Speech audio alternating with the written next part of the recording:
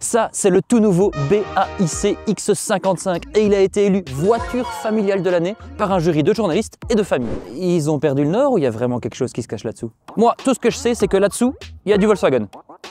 Mais j'en dirai pas plus. Cette marque ne vous dit certainement rien, mais c'est un nom assez important dans le secteur automobile. Elle détient les droits de la production des Saab 9.3 et des Saab 9.5, 10% de Mercedes et elle a une très bonne relation avec Hyundai. Ah oui, et aussi elle construit 2 millions de voitures par an. C'est plus que Tesla. Et après s'être appuyée pendant des années sur son marché domestique, la Chine, la marque vient désormais chercher des clients en Europe. Et son fer de lance, c'est ce tout nouveau X55. Et avouez-le, si on plisse un petit peu les yeux, on dirait un ID4, non? Bon, bien sûr, ces petits éléments en nid d'abeille, ils jouent certainement pour quelque chose parce que VW utilise la même chose dans la calandre de son ID4. Et les feux, ils sont OLED partout et de série. Sur les flancs, le X55, il dépasse aussi l'ID4 parce qu'il fait 4,60 m de long. Autre différence, ici les poignées de porte, elles sont électriques et rétractables. Et pour le reste, la ligne de toit flottante, les passages de roues en plastique, on a déjà vu ça sur d'autres SUV, mais on peut pas spécialement dire que ce soit laid. Ah ouais, et même les jantes de 19 pouces, elles sont de série. Bah, d'ailleurs c'est simple, il n'y a pas d'autre choix.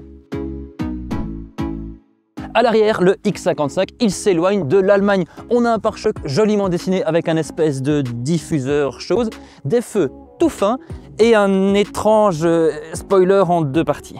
Et au fait, vous vous demandez certainement pourquoi il est marqué Beijing ici à l'arrière. C'est un peu étrange, hein, mais c'est parce qu'en fait BAIC, ça veut simplement dire Beijing Automotive Industry Holding. Mais bon, il n'y avait pas la place pour écrire tout ça à l'arrière. Et d'ailleurs, les noms étranges, ça ne s'arrête pas là, parce que si on traduit un petit peu librement du chinois, X55, ça se traduit aussi par Rubik's Cube. Ouais, le jeu des années 80. Donc au final, c'est le Rubik's Cube de la Beijing Automotive Industry Holding. C'est un petit peu différent de l'Alfa Romeo Stelvio, hein, non? Et d'ailleurs, c'est pas la seule différence avec l'italienne, car l'habitacle, eh bien, il est un petit peu plastique. Bon, ok, c'est joli, mais il faut pas regarder de trop près. Par contre, le point très positif, c'est ces sièges sport en cuir vegan qui sont chauffants et ventilés. Et cette console centrale, elle n'a rien à voir avec Audi. Rien du tout, je vous promets. Et qu'en est-il du système d'infodivertissement? Eh bien, il est là. Devant nous, il y a une instrumentation de bord digitale de série. Et ici, il y a un écran tactile qui fonctionne avec un système que la marque appelle Prime Evil Chaos. Donc en somme, le chaos maléfique primaire. Et il ne faut d'ailleurs pas s'attendre à Android Auto ou à Apple CarPlay, bien qu'on puisse toujours transférer l'écran de son smartphone via la Carbit Link. Mais bon, on n'est pas vraiment fan.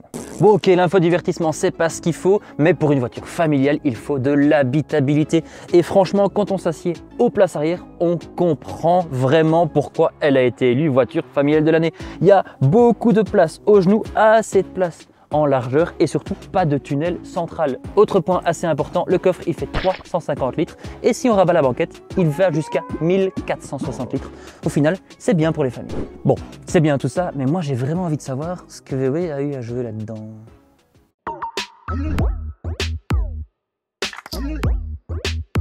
On prend la route avec le BAIC X55 qui est équipé de série d'un 4 cylindres Magic Core de 1,5 litre qui produit 177 chevaux et 305 Nm de couple. C'est un moteur qui a été développé par la BAIC en collaboration avec une société allemande qui s'appelle la Metamotoren und Energietechnik. Ich wiederhole, 1 Kilogramm Kartoffeln. 1 litre Milch. Bon, au final, si vous ouvrez le capot et que vous le montrez à votre garagiste Volkswagen, il va vous dire que c'est le même moteur. Est-ce que ça veut dire que ce BAIC, il roule comme une Volkswagen? Non. Alors, tant dans le côté positif que dans le côté négatif. Bon, la preuve, c'est que ce 1,5 litre, il fait 177 chevaux, il est donc plus puissant que le moteur Volkswagen et cette voiture-ci, elle est bien plus vive. Le Tiguan par exemple, il a besoin de 9 secondes pour passer la barre des 100 km/h, tandis que celui-ci, il n'en a besoin que de 7,9. Bon, ça c'était pour le positif. Maintenant, un petit peu les points négatifs. Il faut dire que le comportement de conduite, il est un petit peu à demi-teinte. Bon, ok, suspension, amortissement, tout ça c'est bon, mais la sensation de la direction et du train avant, elle est très artificielle.